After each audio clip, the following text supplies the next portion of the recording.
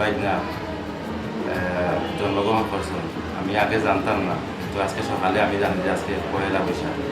তো পয়লা বৈশাখ বাঙালির একটা ঐতিহ্য দিন, বাংলার মাসের প্রথম দিন। আজকে তার জন্মগ্রহণ করছেন, এটা একটা স্মরণীয় থাকবো এবং তার উজ্জ্বল ভবিষ্যৎ কামনা করি। আপনারা সবাই আমার প্রেগনার লাগে দোয়া করবেন। সবচেয়ে আপডেটেড ফিচার্স নিয়ে 140টিরও বেশি দেশে কনকাফ্রেজ। আজকে শুক্রবার দিন প্রথম সকালবেলা 8টার দিকে আসছে রুগী ডেলিভারি করার জন্য।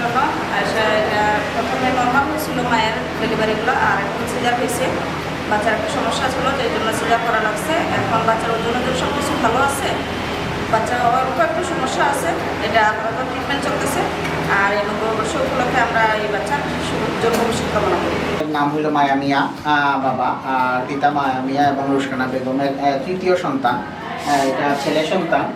এই নববর্ষের প্রথম প্রহরেই ওর জন্ম হয়, কিন্তু জন্মে আমরা দেখলাম যে ওর আগে ওই মায়ের আগের দুইটা বাচ্চা নর্মাল জন্ম নিয়েছিল, নর্মাল ডেলিভারি হয়েছিল, কিন্তু এই ডেলিভারিটাতে গিয়ে এই বাচ্চাটা আসলে বাধাপ্রাপ্ত হয় বা আসতে পারে নাই আর কি, নর্মাল হয় নাই। এখন আর সিজারিয়ান সেকশনের মাধ্যমে তার প্রসব হয়েছে সে, এবং আছে সে মোটামুটি আছে, কিন্তু আমরা তাকে সাপোর্ট দিয়ে রাখছি, ট্রিটমেন্ট দিয়ে রাখছি, কান্না করছে।